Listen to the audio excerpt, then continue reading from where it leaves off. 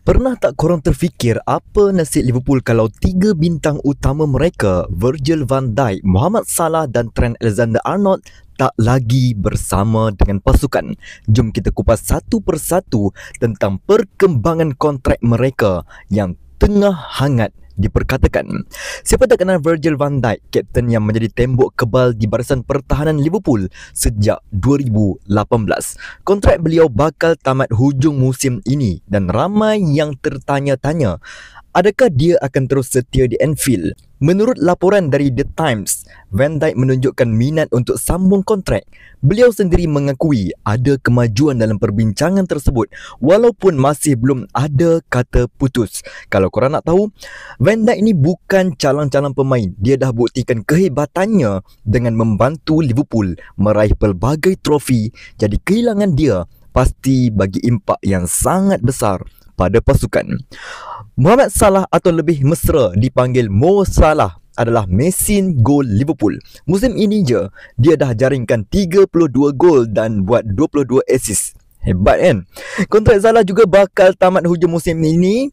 Laporan The Times menyebut yang Salah hampir setuju untuk sambung kontrak 2 tahun tanpa potongan gaji walaupun usianya dah 32 tahun. Ini menunjukkan betapa pentingnya dia dalam perancangan pasukan. Walaupun ada tawaran lumayan dari klub lain termasuk dari Liga Pro Saudi, Salah nampaknya lebih cenderung untuk terus bersama Liverpool. Peminat pasti lega dengan berita ini sebab kehilangan Salah ibarat kehilangan permata berharga. Trent Alexander-Arnold, bek kanan kesayangan Liverpool, kini dikaitkan dengan perpindahan ke Real Madrid.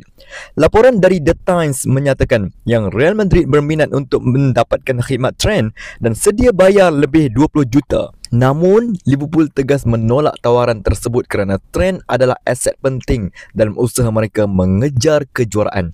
Situasi ini buat peminat tak senang duduk sebab kehilangan Trent bermakna kehilangan pemain muda berbakat yang boleh menjadi tonggak pasukan di masa depan. Dengan situasi kontrak tiga pemain utama ni, peminat Liverpool pasti rasa berdepar. Adakah Van Dijk dan Salah akan terus setia? Mampukah Liverpool mempertahankan Trent daripada godaan Real Madrid? Satu perkara yang pasti, keputusan mengenai kontrak mereka akan beri impak pada hala tuju pasukan. Liverpool kini berada di persimpangan penting. Menjaga pemain utama seperti Van Dijk dan Salah dan Trent adalah kunci untuk terus bersaing di peringkat tertinggi. Peminat berharap agar pengurusan kelab dapat membuat keputusan yang terbaik demi masa depan Liverpool. Jadi korang rasa apa keputusan terbaik untuk Liverpool? Patutkah mereka berusaha keras untuk mengekalkan ketiga-tiga pemain ini atau ada strategi lain yang lebih baik? Kongsikan pendapat korang di ruangan komen. Siapa tahu mungkin pandangan korang boleh jadi topik perbincangan hangat yang seterusnya.